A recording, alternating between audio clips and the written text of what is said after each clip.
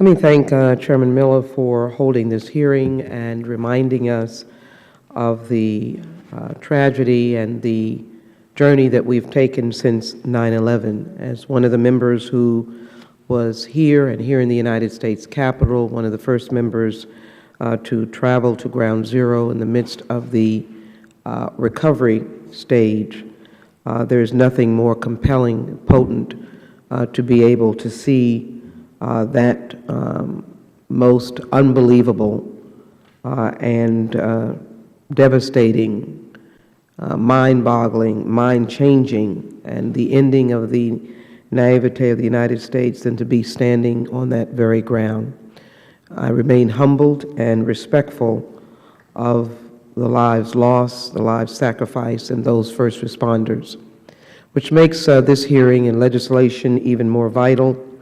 And as we look currently in the backdrop of first to recall Mumbai, which did not have a border instance because people just literally came out of the water.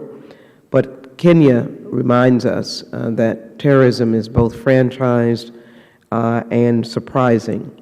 Anything we can do to ensure that individuals in this country leave timely, but also to know the individuals, hopefully, that maybe overstays on purpose of doing harm, I think is a vital effort for this committee.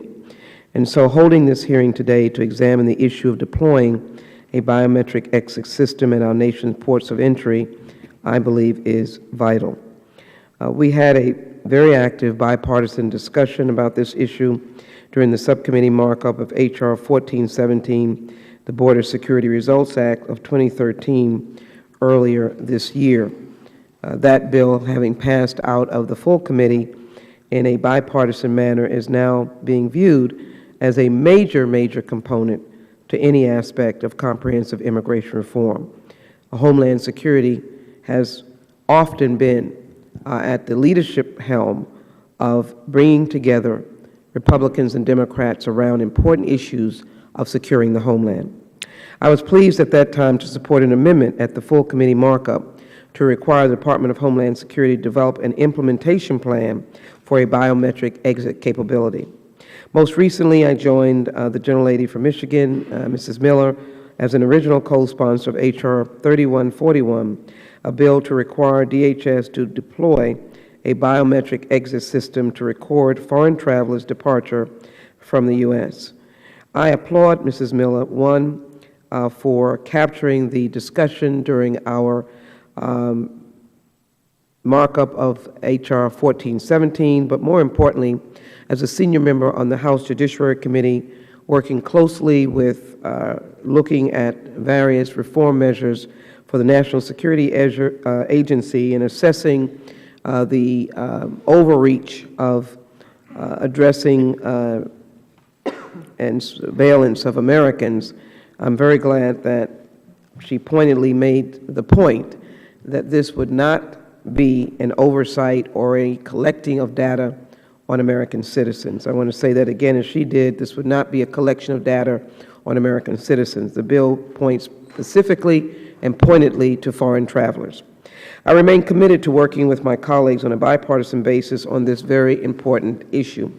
While this subcommittee frequently focuses on the need to better secure our land borders, addressing visa overstays in part by deploying biometric exit is equally important. Indeed, the importance of this issue is underscored by the fact that several of the border security and immigration reform bills introduced this Congress require progress on a biometric exit system. There is a strong bipartisan support in Congress for biometric exit, although the approaches and timelines for deployment differ. Achieving this mandate is already long overdue. While DHS has made significant progress by implementing a biometric entry system, a solution for biometric exit has been far more difficult to come by. According to the Government Accountability Office, DHS currently has over 1 million unmatched records representing potential overstays in this country. Many of these individuals have overstayed, but others have likely departed the country, and we are left with no information, no ability to track, and no way of providing assurance that our homeland is secured.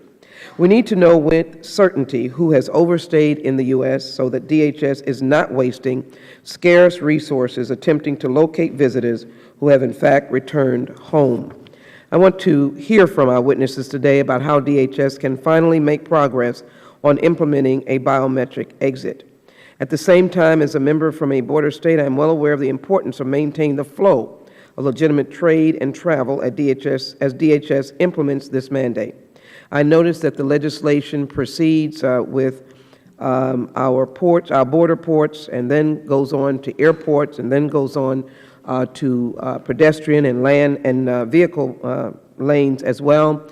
Having been to the southern border and watched that effort, I know how important it is to get a system that works to secure us but does not impede trade and traffic, particularly legitimate trade and traffic here to do good in the United States. I'm confident that with the right approach and appropriate support from Congress, DHS can do just that. I look forward to a productive discussion and hearing today on this important issue, and I also look forward to working with my colleagues on both sides of the aisle on H.R. 3141 as it moves through the committee process, subjects itself or it is subjected to the amendment process, which I know will be done as well in a bipartisan manner.